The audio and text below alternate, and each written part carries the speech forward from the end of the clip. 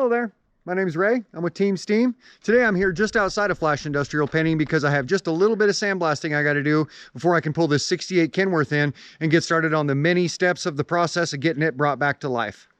But the very first thing I'm going to do is I'm going to sandblast this step and the edges of the step. That way I don't have to mess with it. When I get it in the shop, I don't want to have to try and prep all that by hand. All right, blasting's all done. I did find a nice crack in it, but it's all blasted, ready to go inside. Anytime I get anything in here, cab, box, sleeper, anything that's already been primed, I'm leery, because literally 100% of the time the work is crappy. And already, right off the bat, I'm seeing where the paint's just coming off. I can't leave that. I can't leave it because it's going to come off under my paint, and I'm planning on striping this truck with this same stripe job. What happens on put together day when I go peel that up and big chunks start coming up, leaving bare metal underneath? Then I've got a giant problem on my hands that shouldn't be my problem. It's the problem of some crappy former painter. And a lot of truck painters are crappy. I mean, maybe they've got talent, who knows, but they don't care to ever exercise it. You know, when rocks hit a sleeper and they take off chunks that big, that's too brittle of a substance put on here or too poor a prep. And I would guess that in this case, it's too poor a prep. And I'm seeing things all over this truck. I mean, it got hit one time there, and look how much paint came off. This thing, look at this, just coming off on its own. So this thing was never prepped right. And I look across it in the light, and I see just dents everywhere. Dents everywhere, a big crease right here. I mean, this thing is a mess. And really, the smartest thing to do is going to be to strip all this off completely. Start completely over, because look, it's just falling off on its own in spots. I never trust anybody else's work, and there's a real good reason for that. I can tell by looking at this fender, whoever painted it last just painted over every single thing that was there. They didn't mind leaving a giant run in it and just turning it out like that. They just called the owner and told him it was done. Paint just coming off in sheets. This is going to need to be stripped too. Only to put chemical stripper on a hood like this is very risky, because the chemical stripper strips all right, but it'll strip the gel coat right off of it too. More paint just coming right off. I don't know if you can see it or not, but this is just a heck of a set of runs. And again, right where the driver can see it, there's another set right here. Just runs everywhere. Along with things that were never prepped or taken out, with just one coat of yellow over it so you can totally see through it.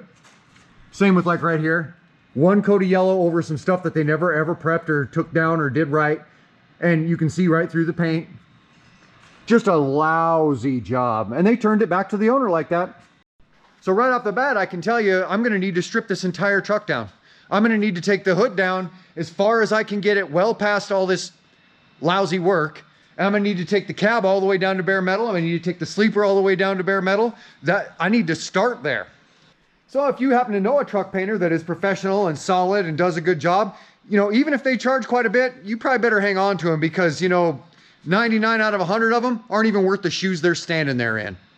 So I've got the hood propped up with a 2x4 at the moment because inside the hood here, you can see this is just about to come all the way through from being opened hard over the years a number of times. This brace is pulling away from the hood itself. These two horns that come down on the rubber supports lower have been broken out for who knows how many years, and I'm pretty badly broken out, both sides. Getting it all taken apart here.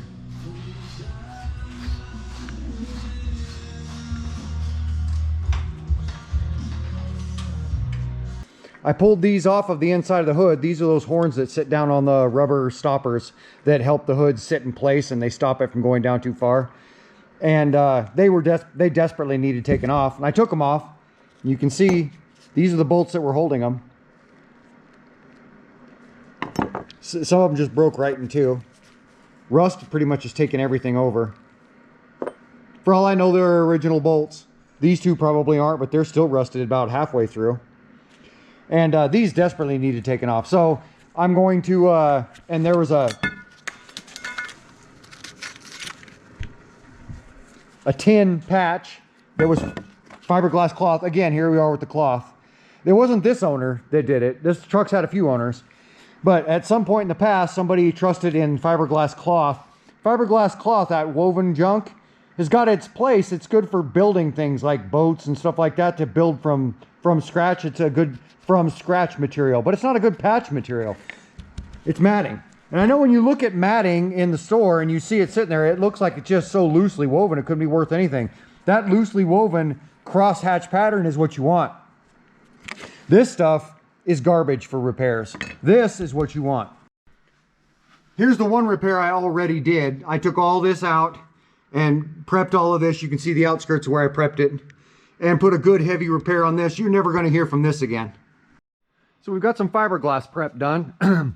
And what I did under the fenders here was I prepped a patch about this big on both sides, and I'm going to take a piece of plastic conduit, cut it in half down the middle, place half of it here, half of it on the other side, and fiberglass it in place. So these wires can go through the middle of it, and they will always be held up out of stuff, and they won't be held by silicone or whatever it was they were held by here. And these have been prepped. As you can see, the fiberglass has all been prepped. This is with a 3-inch disc with 24 grit on it. And you got to make sure when you prep something like this that you get a crosshatch pattern. And I'll show you what I mean by that. So here's your die grinder, or you can use a drill or whatever. And here's the 36. This is a 36 grit. I use 24 or 36, either one on these sorts of repairs. And what you do is you come in here and you hit it at an angle and drag it across. That way everything you leave is circular this way. It's gouged the living heck out of it, put deep, deep scratches in it, but they're all this way. Then you come across like this. Now all these are this way. And you combine that with the first ones, and now you have a crosshatch pattern which holds repairs and paint and anything you want to hold to anything. I went ahead and tore this piece all the way out because all that was left was just this little joint right here. I just broke it all the way out, and here's what was in there. Just very rotted wood. So before I do anything else, I'm going to go ahead and replace this piece of wood, and then I'm going to put fresh fiberglass over it. Over here, I cut across the top of here with a cutter and across the bottom of here with a cutter, so we can remove this piece, get it out of there. Got some soaking wet cardboard. Cardboard's a great idea to have in there because if it gets wet, it stays wet. Then it can just sit and just rot your wood all day and all night. So, I don't know if that's a factory thing, but not very smart. Here's a piece of wood that was in there. Split, but in much better shape than the other one. But since I'm already in there, I'm going to go ahead and cut it out and replace it too. So, what we've done here is I just opened this up enough to be able to get the wood out. And this is a sopping wet piece of wood surrounded by sopping wet cardboard. That cardboard is just not a good idea to have in there. But I'm going to take this piece of wood and cut one to the exact same dimensions, maybe even slightly bigger to make up for the lack of cardboard that's going to be in there. And I'm going to do 2 of them, and install one on this side and go ahead and install one on this side as well. Now I've got this old piece of railroad tie, and I use the ends off of railroad ties for all sorts of blocks around here. As you can see, I've got all kinds of blocks, but this one, and it's oak, so it's brittle, and it got a big crack in it and it broke out. So I haven't been able to use it for much, but the rest of it, as you can see from the grain, is in good shape. So what I'm going to do is I'm going to cut out of oak, not only oak but preserved oak. I'm going to cut 2 of these. All right, so I've butchered up this tie butt here, and you can see I've got one that's, well, both of them. I've got them both cut, and they're both slightly thicker than this one and also slightly wider than this one. And now that I have them built, I'm going to go ahead and slip them on in here. All right, now both my boards are installed.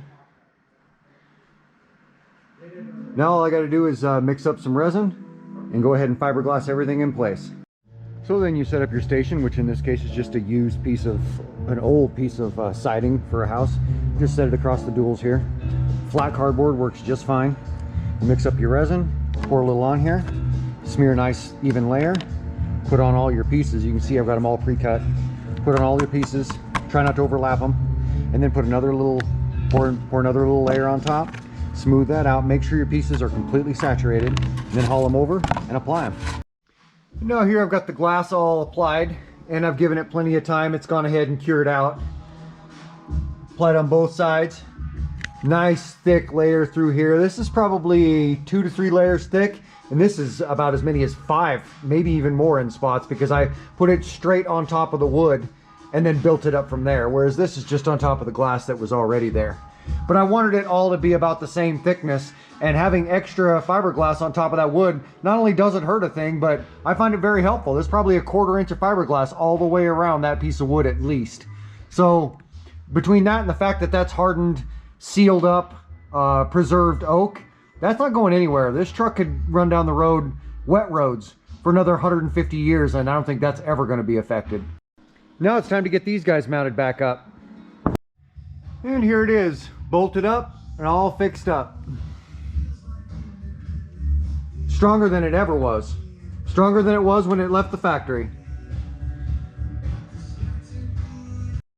Part of what we're going to be doing today, we're going to get this visor off of here, but we're going to be pulling all the cab lights, because this owner, a lot of times I don't pull cab lights, in fact almost always, but this particular owner has new cab lights that we're going to put back on this, so that only makes sense. I'm going to pull these cab lights.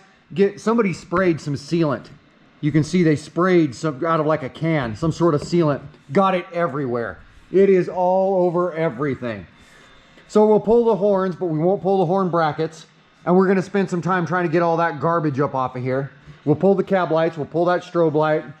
We'll finish pulling the mirrors. We already got one of them off. And here's one of them that we already took off, and it's laid out on the floor here because we got to take it apart. You can see these posts are all rusty. But this post, this C-shaped post that holds the mirror, is not. On both sides, it's the same. It looks the same. So we're going to take loose this bolt and that bolt and take this whole armature, all these posts, prep them and paint them. This one is not going to get painted on both sides because it doesn't need it. But the rest of them are. So we actually have to disassemble the entire mirror assembly on both sides. Now here we've got all the cab lights pulled off and the horns pulled off. We're not pulling the horn mounts. We're going to clean up all the garbage around them. We put a little bit of tape right there just to keep these from slipping back down inside of the cab. But other than that, it's ready to start prepping. And now at this point, I'm going to go ahead and mask up and get the chemical stripper out and get my roller out, my roller tray out, and start applying this stuff. I want to get a good, heavy, even coat on so I can leave it all night and then see what I got going in the morning. There's my chemical stripper, my roller tray. I'm not getting the roof cap on the truck because it's fiberglass. Same with this cowling right here, that's fiberglass. But everything else, I'm gonna go ahead and get one good even coat on. All right, so I got that applied yesterday afternoon, fairly late. And here it is the next morning. And the paint's reacted pretty darn well on the cab. You know, it's coming off pretty decent.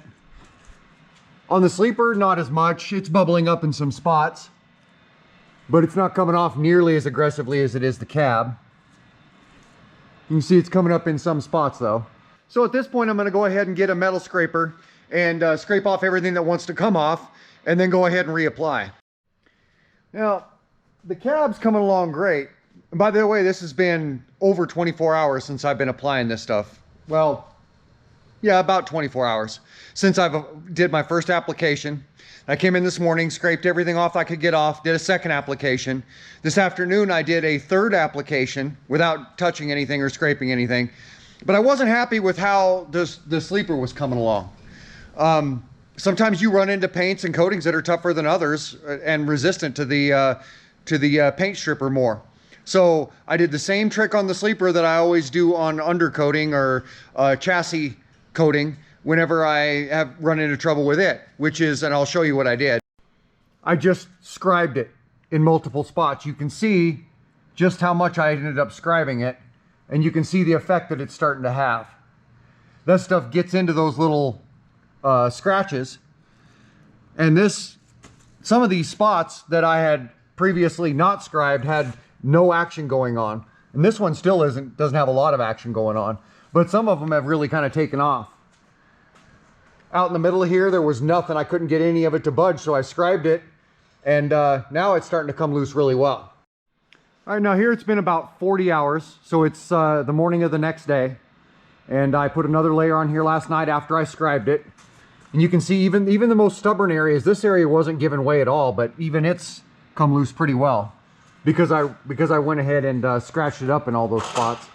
Around here, it's just falling off. You can see. All right, so most of the paint has come off the lower part of the cab here.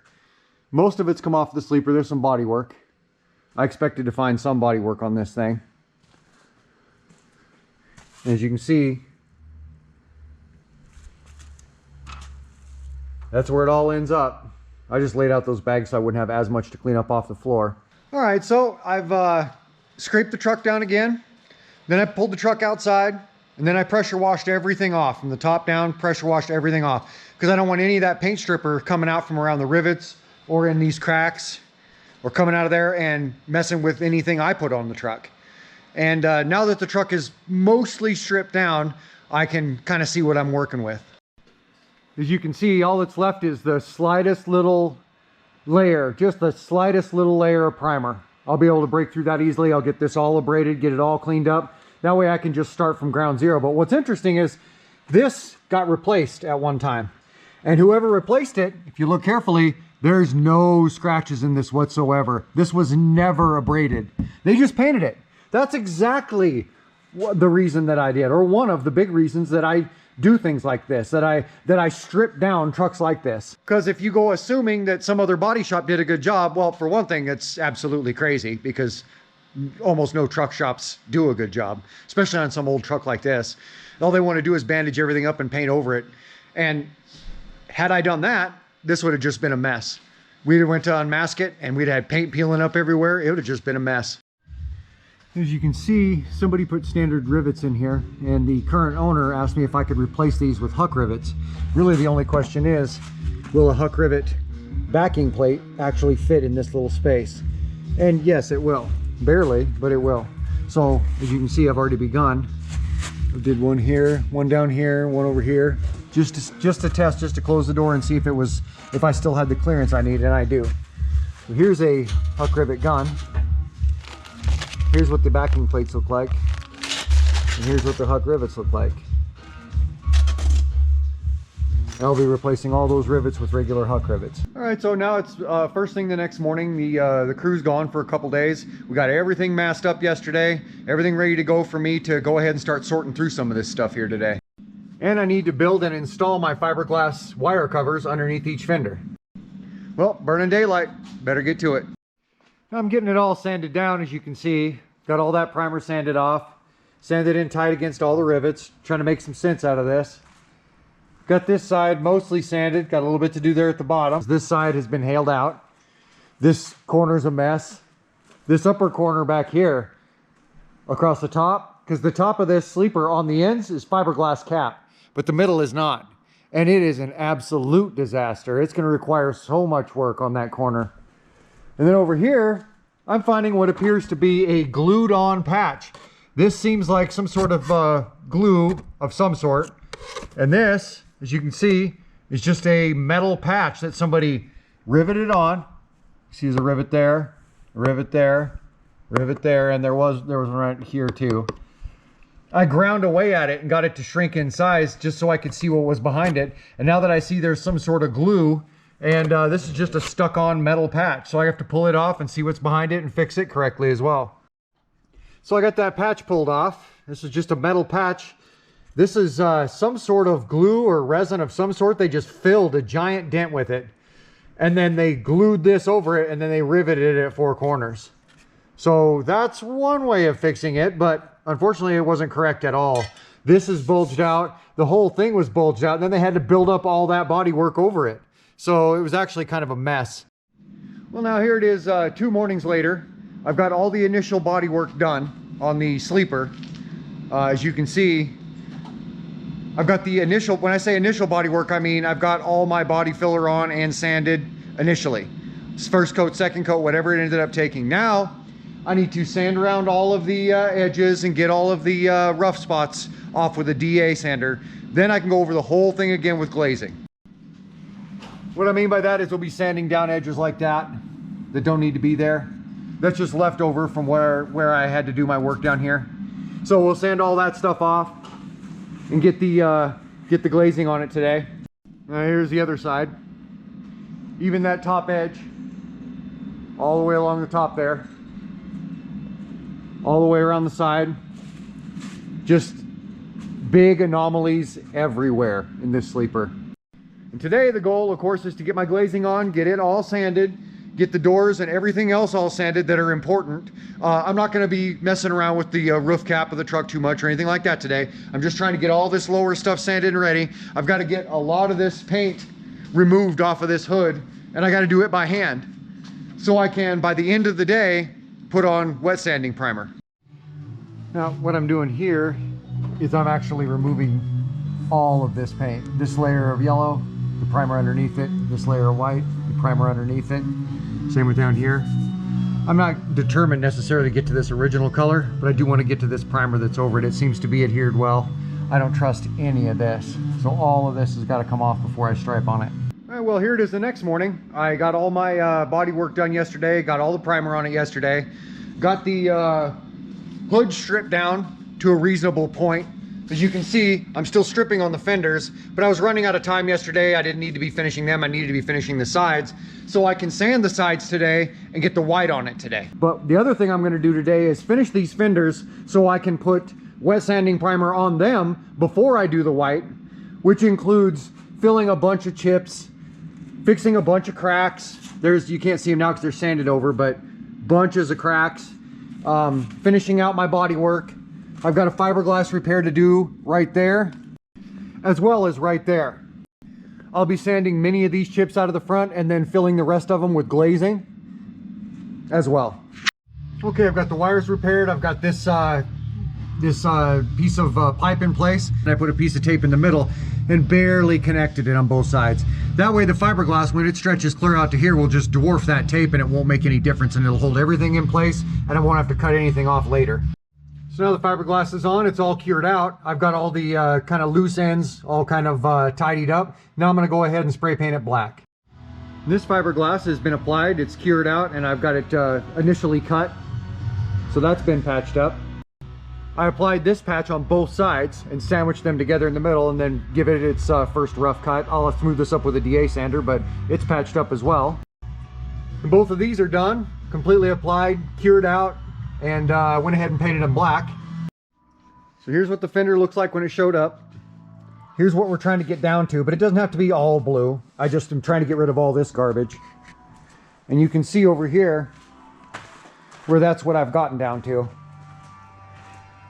I've got it stripped down enough that I can go ahead and put wet sanding primer on it and then sand it all down and feel confident in what I have there. All right, so here it is the next morning.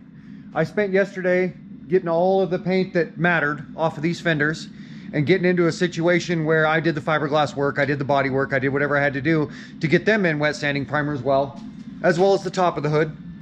So now that's all done. And today I'm gonna focus on sanding down the sides here, which have already been guide coated, and getting ready to get some white on. I ended up working late enough on the other details yesterday that I didn't feel comfortable trying to also squeeze the white into the agenda, so I left that alone. But today I'm going to try and get the white on, which should definitely happen. But before I do that, I have a little structural issue I need to look at. Here in the back of the sleeper, this sleeper is hard mounted. There's no airbags on it. And I think because of that, all the wiggling that it's done over the years, you can see there's a crack across here and right here, right where this post meets, this brace right here. You can tell that the sheet metal itself has been overstrained. And rather than attempting to weld it, which would be insane and it might catch the interior on fire and it wouldn't do that good a job, it'll just crack next to the weld. I'm going to drill out these rivets and put a piece of steel in here as a patch. It's not cracked in the same place, but as you can see, it's also seen some strain. So I'm going to drill these 3 rivets and put a piece of steel in here. What I'm going to use is this piece of used stainless that I got off of another truck. It's thick enough, it's going to be stout enough. This stainless steel is strong. And I'm going to cut it right down the middle this way. And I'm going to mount it in there just like that. So we have a rivet there, there, there, and there. And now I've marked and cut that piece into the correct pieces. These are what I'm going to use, this one and this one.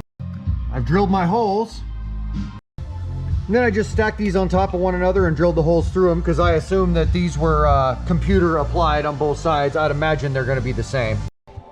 And then we'll go ahead and rivet them on. All right, so here we are the next morning.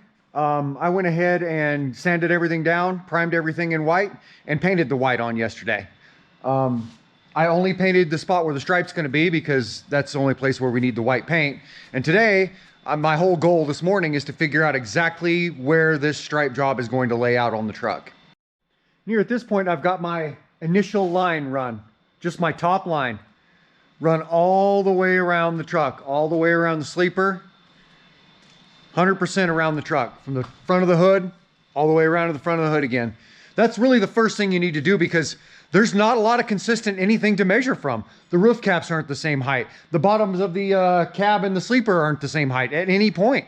So it gets very difficult. You know, the first thing you have to do is take some relative measurements to make sure the cab is straight and then put a string line on it. And I don't snap a string line. I don't need that chalk all over everything. But you put a string line on it and then you tie it in place. So then you can go ahead and mark all the places where it's going to be along the line. So it's a good straight stripe. That's really the only way to get the top stripe. But you don't want to go through that every single time. You just want to go through it the first time. Get the top stripe.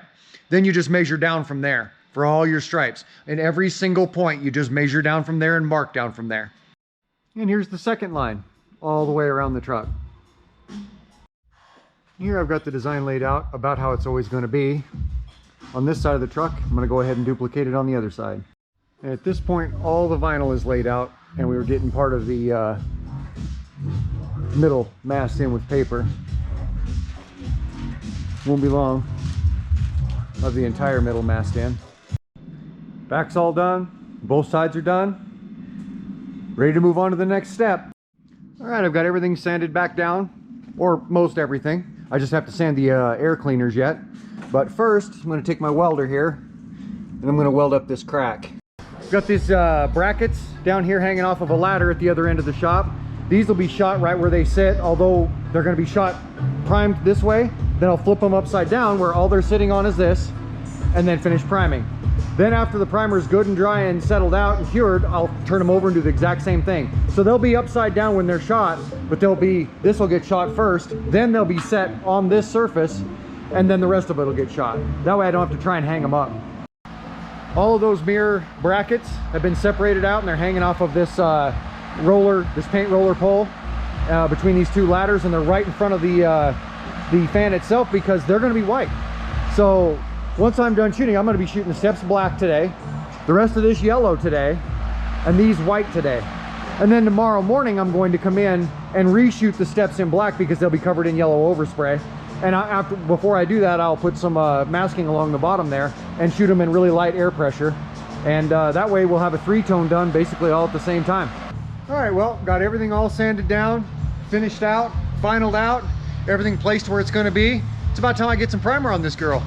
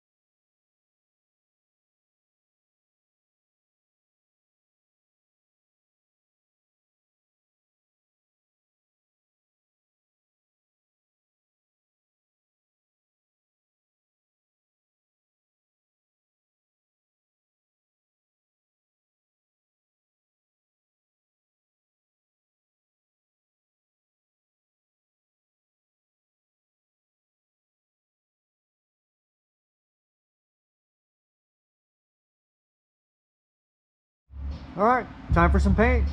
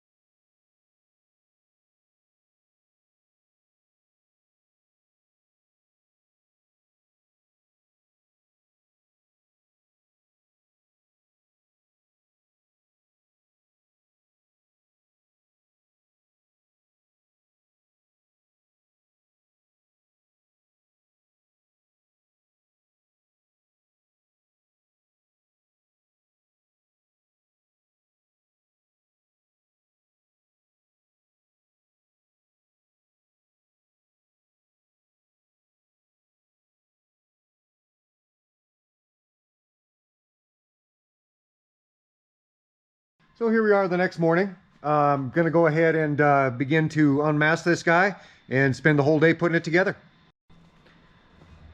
Got good shine on it. Can't find anything that's a deal breaker. So I'm gonna go ahead and begin unmasking it. Well, all right, this guy's all put back together. Let's walk around it and have a look. All right, this is a 1968 Kenworth. Not sure of the model, just a long nose. Maybe that's all they called them back then. And I changed the yellow quite a bit. It was more like that, almost a highway department or school bus yellow, kind of a municipal yellow, almost an orange. And I changed it to a regular bright canary yellow.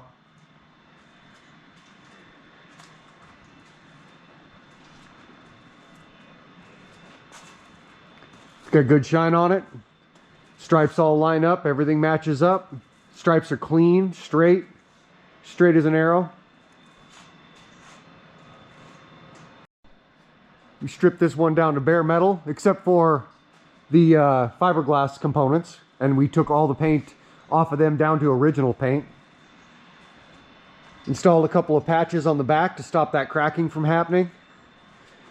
Redid the inside of the hood entirely.